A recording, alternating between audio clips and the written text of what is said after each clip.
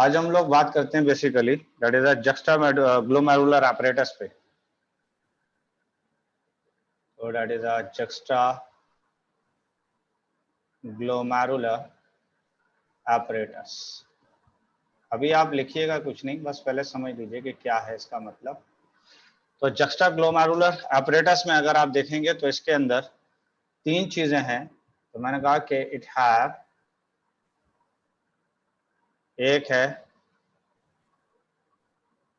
That is a juxtaglomerular cells, तो that is a juxtaglomerular cells है। दूसरा है मैक्यूला डेंसा और तीसरा है lacis cells, that is a lacis cells है। लैसिस सेल का दूसरा नाम है that is a polkissen, that is a polkissen. तो ये बताइए कि juxtaglomerular apparatus के अंदर कितनी चीजें आई हैं, बताइए जल्दी से। Juxtaglomerular cells, juxtaglomerular cells, glomerular cells, ठीक है, nucleus densa और मैक्यूला lacus डेंसा, cells, हाँ जी मैक्यूला डेंसा और मैक्यूला डेंसा और ये lacus सीधी सी cells या बात है। फिर अच्छा चलिए Polkison। ठीक है, ये क्या लिखा है, that is a juxtaglomerular cell। उसके बाद ये क्या लिखा है, that macula is a densa. Macula densa और तीसरा क्या था, लैसिस सेल्स लिखा था। यस सर, यहाँ पर ये कुछ सेल्स नजर आ रहे हैं, ये वाले यस सर, नहीं आ रहे हैं, ये वाले सेल्स हाँ दे आ आर रहे नोन हैं। As lacis cells. Lacis cells का दूसरा नाम क्या है, that is a polkissen cells. ठीक है, क्या नाम है इसका, यस सर, पॉल्किसन सेल्स है। पॉल्किसन सेल्स। यहां तक क्लियर है बात, नहीं है? Yes sir. ठीक है, अब हमें यह भी देखना है कि ये सेल्स हैं कौन कौन से। तो that is a juxtaglomerular cells कौन से हैं। तो पहली बात अगर देखा जाए तो ये है बेसिकली अफरेंट आर्ट्रियोल, दिखाई दे रहा है या नहीं। Yes sir. और इसके बाद अगर देखा जाए तो ये है इफरेंट आर्ट्रियोल, क्लियर। ये है बेसिकली आपका बोमन कैप्सूल, याद होगा, yes sir. That is a Bowman capsule. तो this is the Bowman capsule.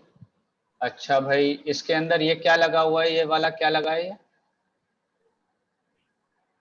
Glomerulus. That is a glomerulus. यहाँ पर ये वाले जो सेल्स थे, ये कौन से सेल्स थे बताइए जल्दी से। पोडोसाइट्स। यार पोडोसाइट्स थे, ठीक है भाई, ये पोडोसाइट्स आ गए। यहाँ तक बात समझते हैं, ये किस तरीके का सेल्स हैं ये वाले,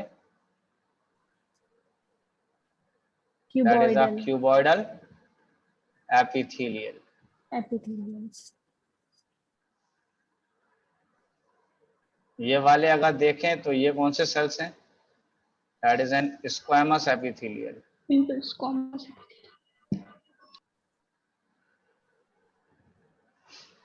अब जरा इसको देखिए, मैक्यूला डेंसा वाले सेल्स को, ये ग्रीन वाले सेल्स नजर आ रहे हैं, ऐसे वाले देखिए जरा, यस सर।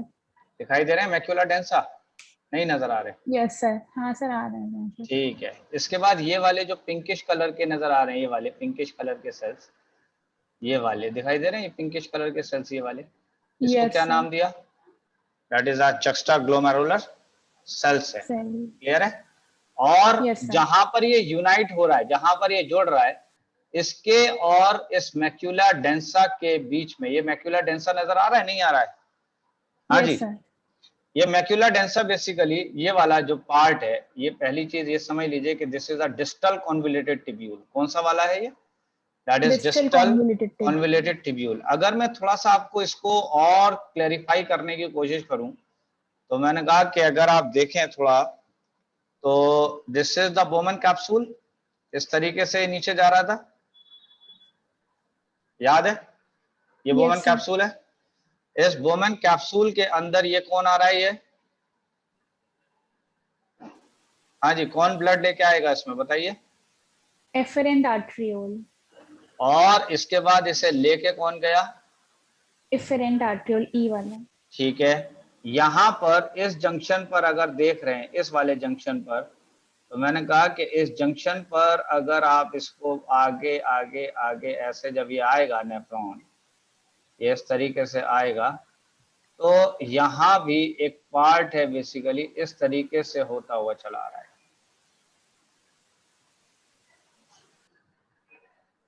ये पार्ट ऐसे आया, ऐसे होगा, और ये पार्ट ऐसे हुआ। तो ये वाला पार्ट कौन सा है? That is the DCT. DCT. तो ये वाला, ये कौन सा पार्ट था? This is the loop loop of of Henle. Henle. और ये वाला कौन सा था? पीसीटी। तो मुझे एक बात ये बताइए कि इस वाले पोर्शन में अगर आप देख रहे हैं, इस वाले पोर्शन में, तो ये वाला पार्ट कौन सा था? ये वाला जिसमें मैंने शेड किया है। हाँ जी, डीसीटी। तो दैट इज डीसीटी है। ये वाला जो ग्रीन कलर का निकल के आ रहा है, ये ग्रीन वाला, ये क्या है? Efferent arteriole. ये वाला कौन सा है? That is an afferent arteriole. मुझे ये बताइए कि सर्किल के अंदर क्या क्या चीजें नजर आ रही हैं सर्किल में आपको? ग्लोमेरुलस। इस सर्किल का की बात करें तो मैंने यहाँ जो सर्किल दिखाया है, उस सर्किल में ये पोर्शन है, ये वाला पोर्शन है पूरा, ये पोर्शन नजर आ रहा है, दिखाई दे रहा है पोर्शन? Yes sir.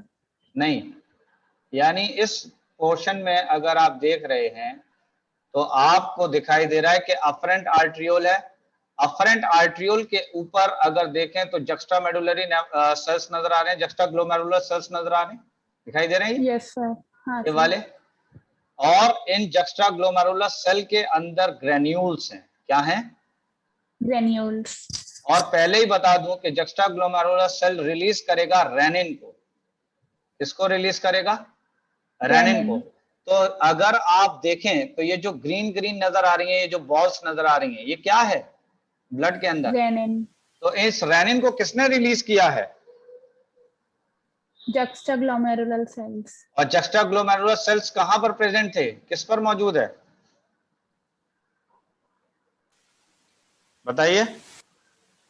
अरे ये क्या है? ये वाला कौन सा पाइप जा रहा है? ये वाला अफरेंट आर्ट्रियोल। और इसी तरह ये इफरेंट आर्ट्रियोल पर भी होंगे। इसी तरह जैसे यहाँ अफरेंट आर्ट्रियोल पे दिखाए हैं, इसी तरह यहाँ इफरेंट आर्ट्रियोल पर भी होंगे। तो जक्स्टा ग्लोमेरुलर सेल्स क्या रिलीज कर रहा है? रेनिन। तो दैट इज रेनिन रिलीज कर रहा है। क्लियर है यहाँ तक बात? इसके बाद Yes, नेक्स्ट sir. चीज, ये वाला, ये जो पूरा पार्ट है, ये वाला पार्ट, ये पार्ट किसका है? ये वाला, हाँ जी, ये पार्ट किसका है? ये वाला DCT. That is the DCT. क्या चीज था? Distal convoluted tubule. Distal convoluted tubule के अंदर अगर आप देखें तो क्यूबॉइडल एपिथेलियल नजर आ रहा है पूरे में। देखो ये क्यूबॉइडल है, ये Yes, क्यूबॉइडल है, ये क्यूबॉइडल है, ये क्यूबॉइडल है। लेकिन Yes, वो sir. वाले सेल जो अफरेंट और इफरेंट आर्ट्रियोल से जुड़ा हुआ है, यानी वो वाले सेल जो अफरेंट और इफरेंट से जुड़ा हुआ है, वो वाले सेल क्या कहलाते थे? That is called as a macula densa. उस सेल को क्या कहेंगे आप? Macula densa. दिखाई दे रहा है? Yes, sir. मैक्यूला हाँ, sir. डेंसा की बात करें तो ये कॉलुमिनर सेल्स हैं। कौन से सेल्स हैं ये? That is a columnar cells. तो मुझे ये बताइए कि क्या प्रॉक्सिमल डिस्टल कॉन्वोल्यूटेड ट्यूब्यूल के अंदर, डिस्टल कॉन्वोल्यूटेड ट्यूब्यूल के अंदर कितने तरीके के सेल्स लगे हैं अंदर? 3. डिस्टल कॉन्वोल्यूटेड ट्यूब्यूल के अंदर कितने तरीके के सेल्स लगे हैं? बताइए जल्दी से। 2 टाइप के लगे, 3 टाइप के लगे हैं? Densa and renal epithelial. तो एक लगा हुआ है ग्रैनुला मैक्यूला डेंसा। मैक्यूला डेंसा के सेल्स किस टाइप के थे? शक्ल कैसी थी उनकी? और जो नॉर्मल सेल्स लगे हुए थे उनकी शक्ल कैसी थी? इनकी शक्ल कैसी है? तो इनकी शक्ल क्यूबॉइडल सेल्स है। क्या ये बात समझ में आ रही है? नहीं आ रही है? Yes sir. मैंने कहा कि इस मैक्यूला डेंसा और अफरेंट और इफरेंट आर्ट्रियोल के बीच में जो स्पेस है, उस स्पेस में कौन से सेल्स भरे हुए हैं? Laser sales. लेसिस सेल्स का दूसरा नाम क्या है? पॉल्किसन सेल्स। पॉल्किसन सेल्स। बात यहां तक क्लियर हुई या नहीं हुई है? Yes sir. हाँ सर। ठीक है, तो अब देखते हैं कि क्या क्या ये काम कर रहे हैं। तो मैंने कहा कि पहली चीज थी that is juxtaglomerular cells की बात करते हैं।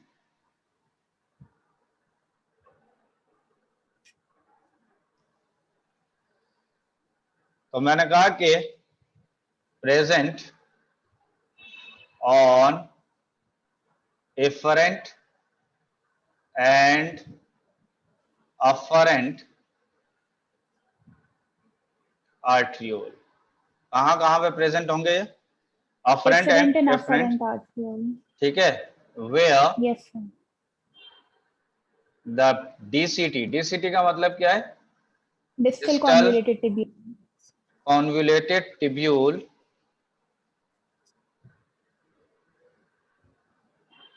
attaches, जहां पर डिस्टल कॉन्वोल्यूटेड टिब्यूल अटैच्ड है उस जगह पर, डिस्टल कॉन्वोल्यूटेड टिब्यूल अटैच्ड उस जगह पर कौन से सेल्स मौजूद हैं? That is a juxtaglomerular Juxtaglomerular. Cells, ठीक है। दे कंटेन, इनके अंदर क्या मौजूद होगा? दे कंटेन डार्क ग्रेन्यूल्स, इनके अंदर क्या मौजूद होगा? That Dark is a dark granule. Granules होगा, ठीक है। Dark granules of inactive renin. ये डार्क ग्रेन्यूल किसका है? Inactive renin. समझ रहे हैं या नहीं? Yes, sir. और ये जो इनएक्टिव रेनिन वाले जो सेल्स हैं, इनको आपने नाम दे दिया कि they are called as juxtaglomerular cells, and these cells are called, क्या नाम दिया? Juxtaglomerular cells. That is a juxtaglomerular cells। यहां तक क्लियर है बात? Yes, sir. ठीक है।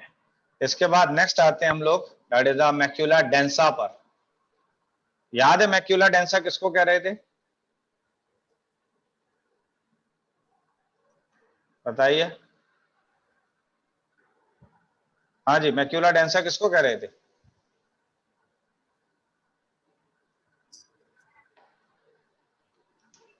ये जरा ग्रीन वाले सेल्स को देखिएगा, ये वाले ग्रीन सेल्स को, ये वाले ग्रीन सेल्स को, ये ग्रीन सेल्स को दिखाई दे रहे हैं? Yes, sir. इनको क्या कहते हैं हम? Macula densa. तो that is the macula densa. तो मैंने कहा कि the cells of DCT, DCT का मतलब क्या हुआ? That is a distal convoluted tubule epithelial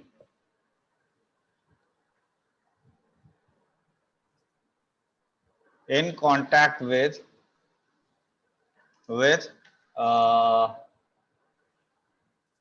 arteriole wall, arteriole wall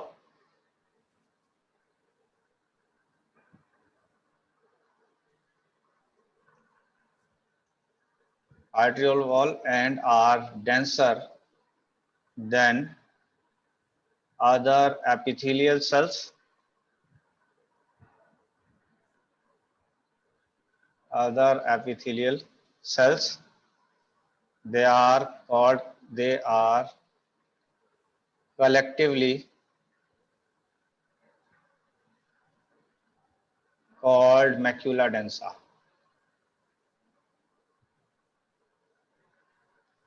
कुछ बात क्लियर हुई यहां तक? नहीं हुई? Juxtaglomerular cell Yes, sir. Clear हुआ, मैक्यूला डेंसा क्लियर हुआ, ठीक है। नेक्स्ट क्या आएगा? Yes, sir.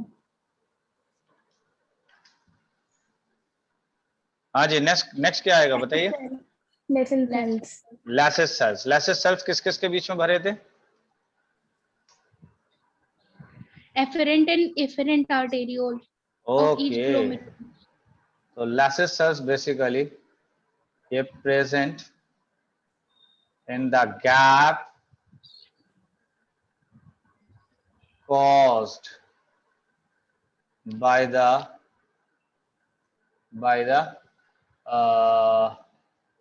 attachment of arterioles and DCT। क्या ये बात क्लियर है? नहीं है? Yes, sir. ओके। अब यहां तक क्लियर हो गई तो नेक्स्ट बात समझते हैं।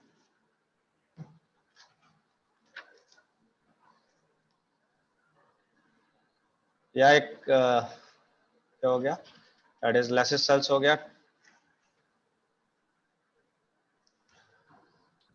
अब आते हैं बेसिकली, क्या है? अभी बता रहे हैं, सबका फंक्शन बता रहे हैं। ओके। ठीक है, तो पहली चीज बात करते हैं pressure in renal circulation. That is a pressure in renal circulation, यानी रीनल सर्कुलेशन में कहां कहां पे क्या क्या प्रेशर हो रहा है वो देखते हैं। तो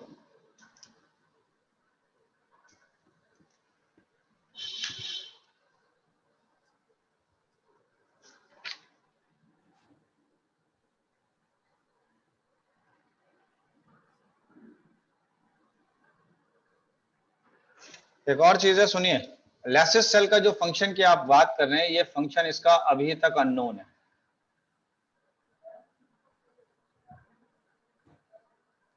तो लेसिस सेल का जो फंक्शन है वो आज तक अननोन है, अभी तक कोई काम पता नहीं चल पाया इसका। तो प्रेशर इन रीनल सर्कुलेशन की बात करते हैं। रीनल माने क्या बताया था मैंने? किडनी। ठीक है, तो सबसे पहले बात करते हैं कि मैंने कहा कि इन small arteries, in small arteries and afferent arteriole, the pressure is 100 mmHg। तो ये बताइए कि जो ये जो अफरेंट आर्ट्रियोल था, अफरेंट आर्ट्रियोल में प्रेशर कितना था? दैट इज 100 mmHg है। नेक्स्ट आइए, that is a glomerular, that is a glomerular hydrostatic pressure. Glomerular hydrostatic pressure की बात कर लेते हैं।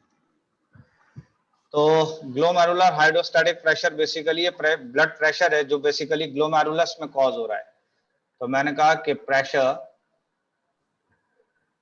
कॉज्ड इन ग्लोमेरुलस,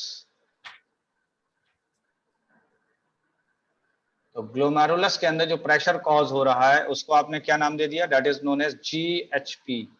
GHP का मतलब क्या है? That is a glomerular hydrostatic pressure, जिसकी वैल्यू है 60 mmHg की। ठीक है या नहीं? Yes sir. ठीक सर 18 mm, हाँ जी, 18 mmHg था। कहां पर? देखिए इसको समझ लीजिए जरा एक बार, कौन कौन सा प्रेशर मैंने बताया अभी? हाँ ये सर 60 mmHg। ओके। मैंने कहा कि यहाँ पर जो प्रेशर एक्सर्ट हो रहा है, ये वाला, ये प्रेशर जो एक्सर्ट हो रहा है इस जगह पर, ये प्रेशर कितना था? अगर इस प्रेशर की बात करेंगे तो ये 100 mmHg था। लेकिन अगर आप इसके अंदर की बात करेंगे कि इस ग्लोमेरुलस के अंदर इनके ऊपर कितना प्रेशर पड़ रहा है, तो दैट इज 60 mmHg का प्रेशर पड़ रहा है। ठीक है, दैट इज 60 mmHg का प्रेशर पड़ रहा है। तो नेक्स्ट आता है that is a blood colloidal osmotic pressure. तो नेक्स्ट है basically blood colloidal osmotic pressure. Osmotic pressure, BCOP। तो मैंने कहा कि हाँ, इट इज कॉज्ड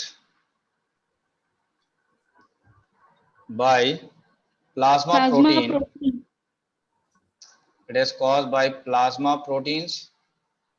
ठीक है, इन glomerulus.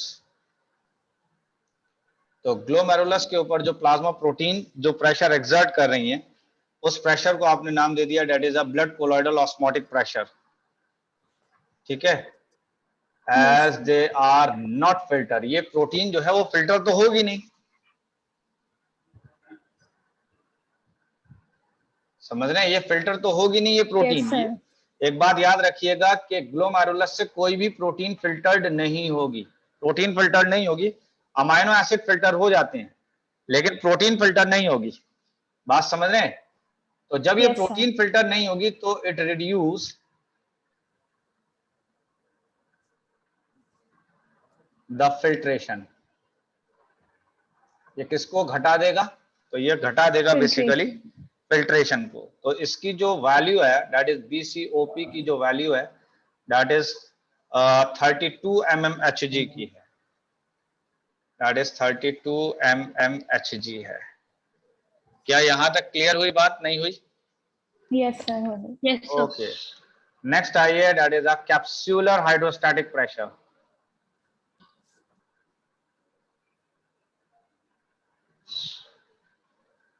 That is a capsular hydrostatic pressure. Capsular hydrostatic pressure की बात करें तो ये बेसिकली प्रेशर है जो फिल्ट्रेशन मेम्ब्रेन लगा रही है। तो ये प्रेशर वो प्रेशर है जो basically filtration membrane by the filtrate. तो मैंने कहा कि it is the pressure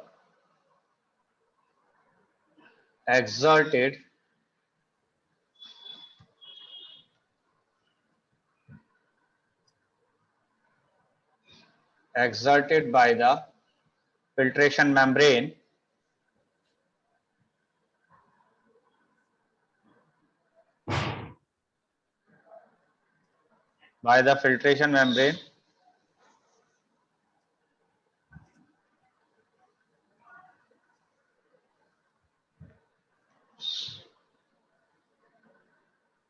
due to filtrate in Bowman's capsule।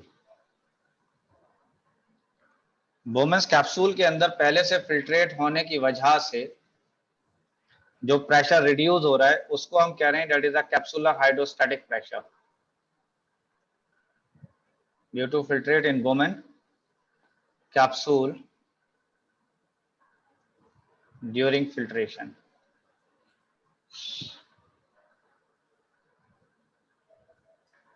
ये कुछ बात क्लियर हुई नहीं हुई ये बताइए? हाँ जी, इट रिड्यूस द फिल्ट्रेशन, ये फिल्ट्रेशन को रिड्यूस करेगा। इसकी वैल्यू अगर देखी जाए तो दिस इज अबाउट 18 mmHg होगी। ये बताइए कि क्या ये चारों चीजें समझ में आई नहीं आई है? सर फोर्थ वाला एक और बता दीजिए। ये अच्छा, जो लिखा देखिए हुआ है। हुआ क्या है। पहली चीज यहाँ पर लिखा हुआ है that is a capsular hydrostatic pressure. ये बताइए कि बोमन कैप्सूल के अंदर कैपिलरीज थी ग्लोमेरुलस के अंदर, Yes, sir. और जब अंदर कैपिलरीज थी तो मैंने कहा कि देखो ये कैपिलरी है, ठीक है, और ये कैपिलरी ग्लोमेरुलस की है। किसकी है ये? ग्लोमेरुलस की कैपिलरी है। इस कैपिलरी के अंदर ये मेम्ब्रेन, ये जो मेम्ब्रेन है इसके ऊपर फिल्ट्रेट की वजह से प्रेशर लग रहा है नहीं लग रहा? Yes, sir. ये अंदर फिल्ट्रेट है या नहीं है इसमें, और हाँ, इसकी है। वजह से इस पे प्रेशर लग रहा है। इस प्रेशर हाँ, की वजह से जो बाहर से फिल्ट्रेट आ रहा है, यानी बाहर इसके अंदर जो बेसिकली फिल्ट्रेट है, तो जो बेसिकली वेस्ट अंदर आ रहा है, बात समझ रहे हैं? हाँ सर। वो बेसिकली इस, यानी यहां पर भी अगर देखा जाए तो वेस्ट निकल रहा होगा, यहां पर भी वेस्ट हाँ, निकल सर। रहा होगा। तो ये मेम्ब्रेन जो है जब इसके ऊपर प्रेशर एक्सर्ट कर रहा है तो इसकी वजह से फिल्ट्रेशन रिड्यूस हो रहा है, फिल्ट्रेशन घट रहा है। ये मेम्ब्रेन भी तो प्रेशर लगा रही है, तो मेम्ब्रेन पे जब प्रेशर लग रहा है और बाहर भी लिक्विड है तो इस वजह से क्या हो रहा है कि ये प्रेशर रिड्यूस हो रहा है। तो ये जो रिड्यूस प्रेशर हो रहा है this is called as capsular hydrostatic pressure. Okay sir. ठीक है, तो ये कितना है? दैट इज एन 18 mmHg का। अब अगर देखा जाए तो मैंने कहा इफेक्टिव फिल्ट्रेशन रेट अगर हम देखते हैं,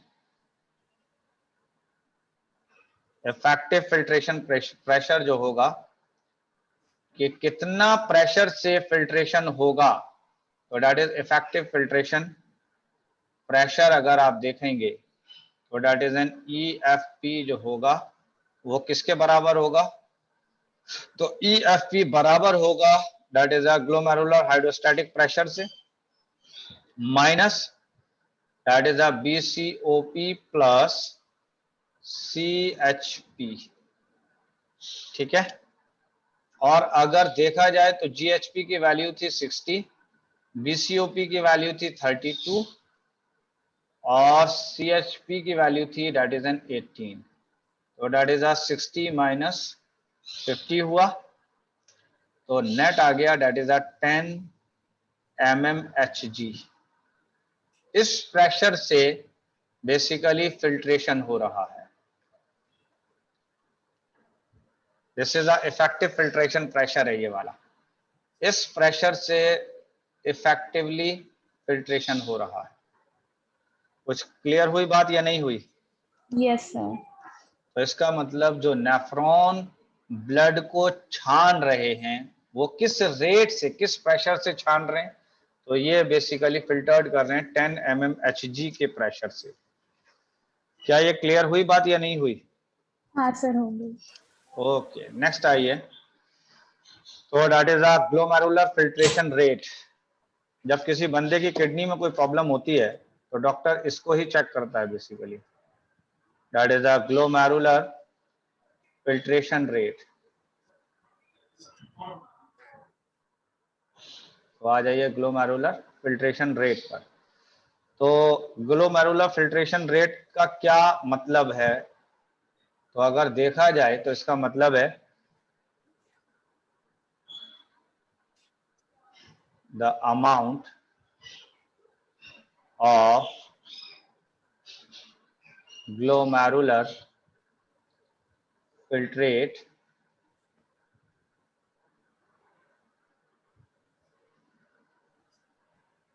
formed in each minute। हर एक मिनट के अंदर कितना ग्लोमेरुलर फिल्ट्रेट प्रोड्यूस हो रहा है बाय ऑल द नेफ्रॉन्स। सारे के सारे नेफ्रॉन्स की बात हो रही है, सारे के सारे नेफ्रॉन्स की। Nephrons of both the kidney.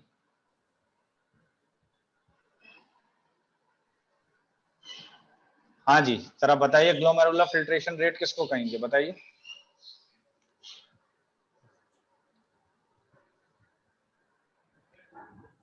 Glomerulus पर मिनट में कितना amount of filtrate filtrate produce कर रहा है by all the nephron in both the kidney, दोनों किडनी से। क्लियर है या नहीं है? Yes sir. तो मैंने कहा कि अगर ग्लोमेरुलर फिल्ट्रेशन रेट देखेंगे तो GFR जो होता है वो बराबर होता है 125 ml पर मिनट। यानी एक मिनट में कितना होगा? दैट इज 125 ml पर मिनट। या फिर अगर देखा जाए तो इसको हम कह सकते हैं कि that is 180 litre, 180 litre per day. तो एक दिन में कितना होगा? दैट इज 180 लीटर जी। तो अगर देखा जाए तो किडनी से, दोनों किडनी से एक दिन में कितना ब्लड फिल्टर्ड हो रहा है? 180 लीटर। तो मैंने कहा कि blood filtered by both the kidney by both the kidneys in one day। एक दिन में कितना ब्लड फिल्टर्ड हो रहा है दैट इज। और अगर देखा जाए तो एक मिनट में कितना होगा GFR? 125 ml। और दैट इज 125 ml पर मिनट होगा। नेक्स्ट आइए बेसिकली फिल्ट्रेशन फ्रैक्शन की बात कर लेते हैं। तो दैट इज फिल्ट्रेशन फ्रैक्शन, यानी फिल्ट्रेट में से कितना फ्रैक्शन होगा। तो अगर देखा जाए तो that is filtration fraction is equal to GFR upon renal plasma flow। renal plasma flow into 100।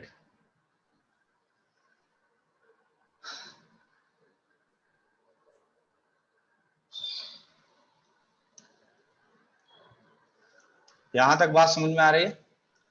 Yes sir. मैंने कहा कि अब जरा इसको देखें, मैंने कहा the fraction of renal plasma which becomes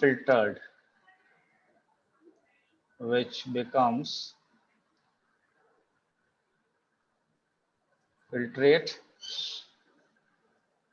is called filtration fraction।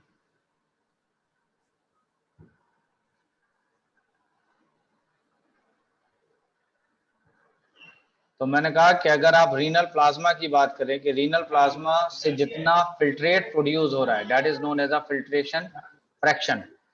समझ रहे हैं? अब इसको निकालने का तरीका sir. क्या है? तो अगर देखा जाए तो GFR किसके बराबर था?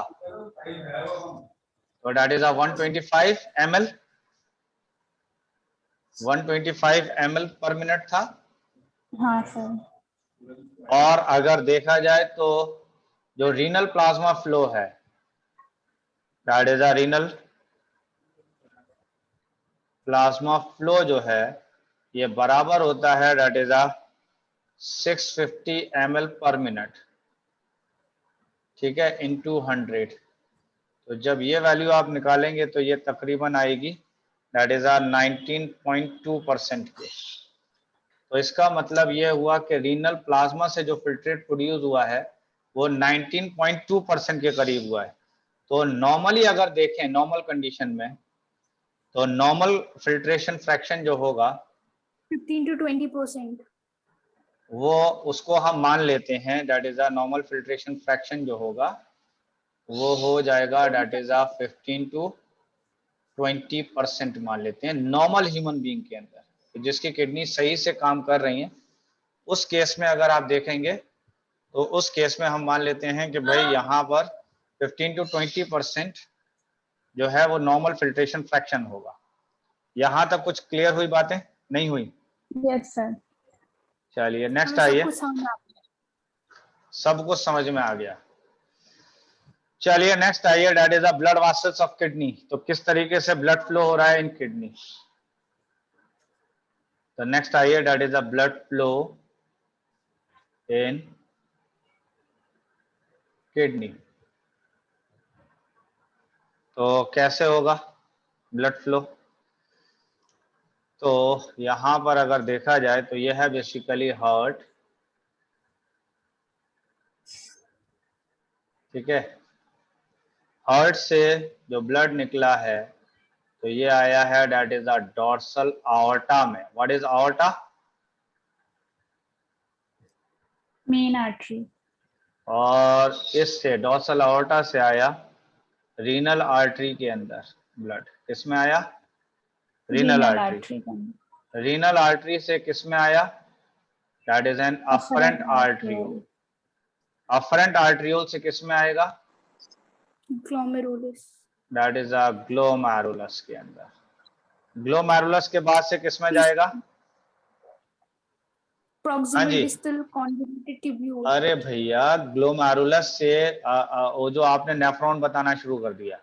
हम लोग आ रहे थे डॉर्सल आर्टा से आए रीनल आर्टरी पर। रीनल आर्टरी किडनी के अंदर गई और वो डिवाइड हुई तो उसने बनाया अफरेंट आर्टरियोल। अफरेंट आर्टरियोल से जो ब्लड ट्रांसफर हुआ है वो ग्लोमेरुलस के अंदर गया है, क्योंकि यहां पर हम ब्लड फ्लो की बात कर रहे हैं। ग्लोमेरुलस से जो ब्लड जाएगा वो जाएगा अफरेंट आर्टरियोल के अंदर। तो ग्लोमेरुलस से ब्लड किसमें गया? दैट इज एन अफरेंट आर्टरियोल के अंदर। यहां तक क्लियर है या नहीं है? Yes, और अफरेंट आर्टरियोल से ये जाएगा दैट इज अ वासा रेक्टा के अंदर। याद है?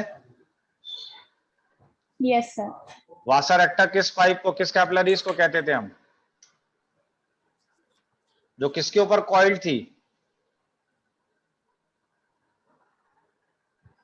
अरे भैया एफरेंट आर्टरियोल जब पूरे के पूरे नेफ्रॉन के ऊपर कॉइल हो जाती थी तो आपने देखा था कि लूप ऑफ हेनले की तरफ जो कॉइल हो रही थी हाँ सर। तो लूप ऑफ हेनले पर जब कॉइल हो रही थी एफरेंट आर्ट्रियोल, उसको आपने नाम दिया था दैट इज अ वासा रेक्टा, और दैट इज अ पेरीट्यूबुलर। इसी वासा रेक्टा का एक और भी नाम है that is a peritubular capillaries. इसका नाम पेरीट्यूबुलर कैपिलरीज क्यों पड़ा है? हाँ जी, तो इसका नाम पेरीट्यूबुलर कैपिलरीज इसलिए पड़ा है क्योंकि पेरी के मायने होते हैं अराउंड के, टिब्यूलर का मतलब है टिब्यूल के, और कैपिलरीज का मतलब कैपिलरीज। यहां पर टिब्यूल की बात करें तो यहां पर बात हो रही है पीसीटी और डीसीटी और लूप ऑफ हेनले की, याद है? Yes sir. तो मैंने कहा कि अराउंड। हाँ, इसके अराउंड जब ये ट्यूब, ये कैपिलरीज कॉइल्ड हो गई है, तो आपको याद होगा, देखिए एक और चीज है, थोड़ा सा बैक में जाते, आपको शायद मैंने बताया होगा यार, आपको एक नेफ्रॉन बताया था मैंने, जो मैंने बहुत सिंपल सा बनाया था, दिखाया था, ये वाले जो नेफ्रॉन दिखाए थे। अगर ये वाला जो पार्ट आप देख रहे हो, ये वाला पार्ट, ये वाला जो पार्ट है यहां से निकलता हुआ, ये पार्ट दिखाई दे रहा है, ये वाला, यस सर। ये पार्ट, यहां तक इस पार्ट को देखेंगे, ये वाले पार्ट को, या यहां से देखेंगे, तो ये सारा पार्ट कहला रहा है पेरी